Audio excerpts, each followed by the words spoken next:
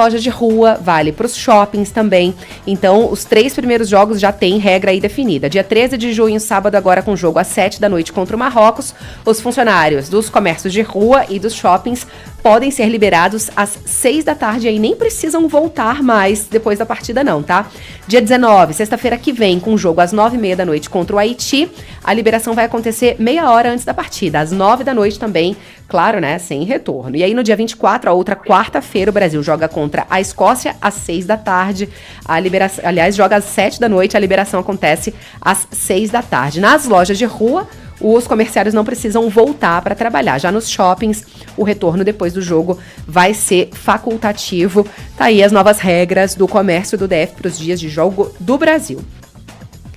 E falando em Copa do Mundo, tá todo mundo querendo completar álbum, né, antes da seleção brasileira entrar em campo. E ontem o Procon pediu explicações para a Shopee, tá, sobre a venda de figurinhas e álbuns da Copa do Mundo anunciados como não oficiais. São aqueles produtos falsificados mesmo, né? A pasta pediu imediata suspensão desses anúncios e questionou quais mecanismos de controle são utilizados para impedir a comercialização desses produtos não oficiais ou produtos falsificados. Na semana passada nós recebemos aqui o diretor do Procon, que já tinha falado, né, da dificuldade de recolher essas figurinhas quando o comércio é feito ali pelo WhatsApp ou pelos aplicativos de troca de mensagens. Agora, em anúncios oficiais ali pelas plataformas, não pode, tá, minha gente? Aí as plataformas podem ser responsabilizadas. Nós tentamos contato com a Shopee para comentar essa notificação do Procon, mas ainda não obtivemos retorno.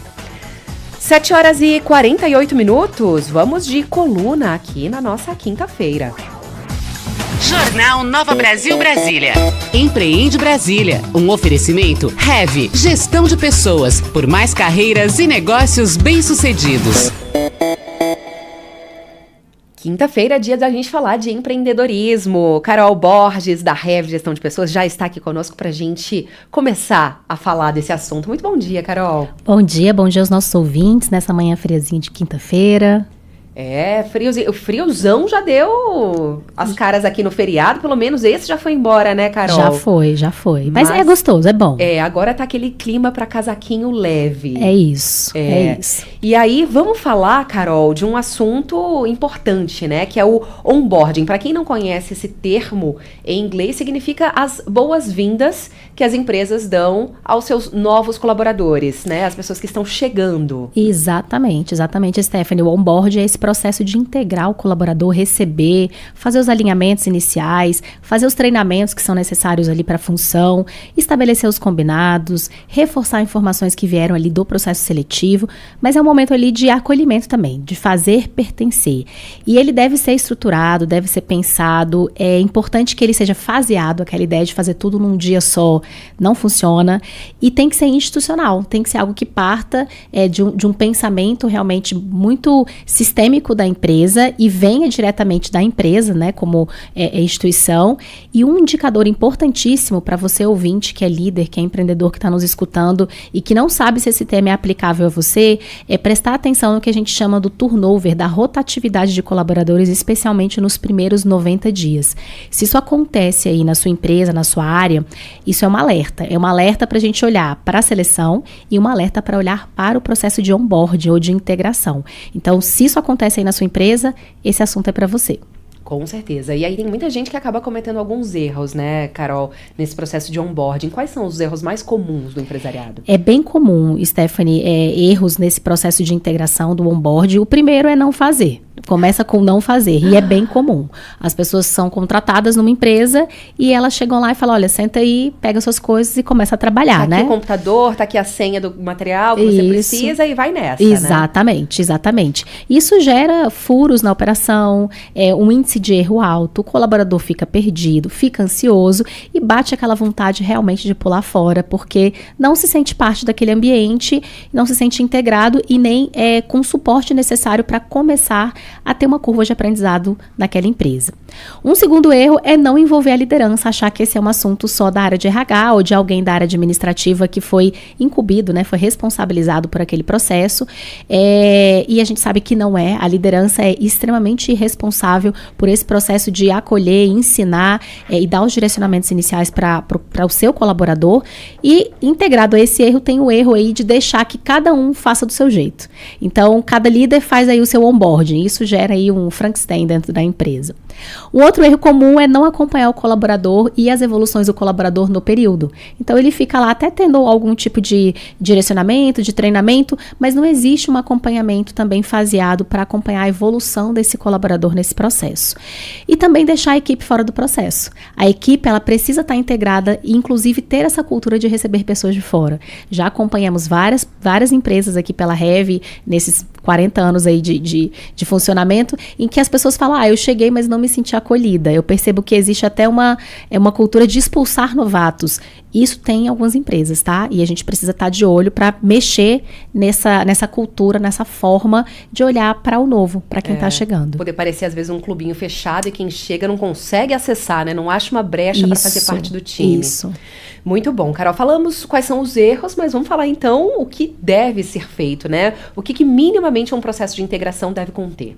Então, vamos lá. Você que está nos escutando, um processo de onboarding ou de integração de um novo colaborador, primeiro, precisa ter aquela parte que geralmente todos têm, que é o institucional. Então, vai falar da história da empresa, do mercado, do nicho de atuação, vai falar do portfólio de serviços. Tem gente que trabalha em empresas que não sabe nem o que a empresa faz, né? O que a empresa vende, quem que é o cliente final, quais são os valores da empresa, o que a gente aceita, o que a gente não aceita, o organograma, quantas histórias existem de pessoas que falam, nossa, eu subi com o presidente da empresa, com o diretor e não sabia que era a pessoa, às vezes passam por situações que são, às vezes até constrangedoras. Esbarrar ali no cafezinho sem saber com quem tá falando. Com quem tá falando, então é importante que haja esse institucional. E esse código de condutas, as normas da empresa, o que pode, o que não pode aqui, isso tem que estar muito claro para quem tá chegando, né? Para todo mundo da empresa, então tem que ser reforçado, mas para quem está chegando especialmente.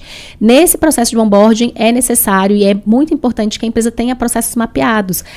Isso facilita muito. Então, teve uma troca de colaborador, alguém adoeceu, precisou se afastar, alguém chegou ali, às vezes até temporário, mas vai precisar dar suporte àquelas atividades num momento mais rápido. Eu tenho os processos mapeados e qualquer pessoa que chegar, ela consegue acompanhar e desenvolver aquela atividade no dia a dia. Então, tanto processos da empresa, processos inclusive que vão envolver o colaborador, como eu peço férias, como eu comunico que adoeci e tenho um atestado, como eu peço um feedback, como é que isso acontece dentro da empresa. Então, esses processos ligados ao colaborador e os processos de trabalho ligados a cada uma das áreas. E, não menos importante, na verdade, eu considero a parte extremamente importante dessa questão, é o treinamento mão na massa. Depois que eu aprendi a fazer ali no que está escrito, eu vou pôr a mão na massa e vai ter alguém me direcionando. Faça assim, esse caminho é mais fácil, tente por essa via aqui. Então, esse treinamento mão na massa acelera a curva de aprendizado do colaborador nesses primeiros dias. E isso a gente está falando, claro, né, Carol, independente do tamanho da empresa, né? A gente não está falando aqui só das grandes, médias empresas. Numa pequena empresa, esses processos também são importantíssimos. Com certeza. Inclusive, são mais importantes, porque a gente sabe que são poucas pessoas e que, às vezes, um erro, uma falha na operação de uma pessoa tem um impacto, às vezes, realmente para a marca, né? Para a empresa, diretamente no cliente. Então, empresas pequenas, empresas médias, esse assunto é especialmente para vocês. Geralmente, as grandes têm esse processo muito bem estruturado. Já, muito certinho, né? Carol, então vamos falar de ideias aqui, né? Como é que as empresas podem fazer esse onboarding da maneira correta, né? Sem um investimento muito alto e garantir a aceleração da curva de aprendizagem desse colaborador? Vamos lá. Eu acho que o primeiro recurso, que é um recurso que todo mundo tem, é acesso a um PowerPoint, né? A um Google Apresentações, mas eu montar slides realmente que consigam fixar, trazer essas informações iniciais, institucionais, formalizar políticas. Isso você consegue fazer sem um custo muito alto. Mapear processos talvez seja algo que você precisa de um especialista, alguém que consiga te ajudar, mas é uma dica importante não só para o onboard, mas para todo o funcionamento da sua empresa. Agora, algumas dicas que são fáceis de colocar em prática e são baratas é trabalhar com rodízio nas áreas. O colaborador novo chegou, ele precisa entender o funcionamento integral da empresa. Que ele passe uma manhã, uma tarde em cada área. Nós temos 5 áreas, 6 áreas. Num processo aí de 2 dias, 3 dias, você consegue fazer com que ele entenda o funcionamento funcionamento de cada uma das estruturas e ainda promove a integração entre os colaboradores da empresa para receber esse colaborador. Tá? Então, o rodízio é uma boa ideia. Esse acompanhamento semanal. Então, não pressuponha que em uma semana o colaborador vai estar rodando ou entregando tudo que você espera. Ele pode ser um sênior. Então, desenvolver essas atividades e vem desenvolvendo há muitos anos, até em outras empresas. Então, aquela expectativa de que a pessoa vai entrar jogando, né? Chegar voando. E a gente sabe que não funciona assim. Mesmo um profissional sênior, ele vai ter uma leitura do ambiente, vai entender como é que os processos funcionam, e cada empresa tem suas peculiaridades. Então, é importante que haja um tempo, né, para que ele se integre e haja um acompanhamento semanal, com entrevistas, feedbacks pontuais. Olha, semanalmente a gente vai sentar, ou final do dia, vai ser diário, vai sentar e entender quais foram as dificuldades do dia, quais foram os desafios, me mostra como é que você vem realizando essa atividade durante o dia de hoje, para os direcionamentos serem feitos e a gente ter realmente uma curva de aprendizado mais rápida. E uma última dica que algumas empresas adotam e também é bem bacana, é quando a gente utiliza o lúdico. Eu preciso reforçar informações, então tem empresas que desenvolvem jogos de carta, quiz, jogos de tabuleiro, para conseguir entender se aquele colaborador conseguiu compreender e fixar aquele conteúdo que foi passado nesse período. E isso pode ser feito periodicamente também. Periodicamente, inclusive como um trabalho ligado a reforço de informação até com os colaboradores do quadro. É bem legal, dá para colocar premiações, envolver as pessoas nesses processos que são relevantes para a empresa. Muito bem, então se você está chegando agora, eu estou conversando aqui com a Carol Borges, aprendendo tudo sobre o onboarding, né? Que é esse processo de dar as boas-vindas para um novo colaborador dentro da empresa, que é extremamente necessário, né, Carol? Exatamente, exatamente. Se você estiver precisando olhar para isso, a Heavy pode ajudar você. Então, dá um oi pra gente nas redes sociais, Heavy Gestão de Pessoas no Instagram, ou heavyrh.com.br no nosso site, e a gente fica à disposição para ajudar a pensar em estratégias para o seu onboarding. Excelente papo, Carol, como sempre. Até semana que vem, obrigada por hoje. Até semana que vem, pessoal. Jornal Nova Brasil Brasília. Empreende Brasília. Um oferecimento Heavy, gestão de pessoas, por mais carreiras e negócios bem-sucedidos.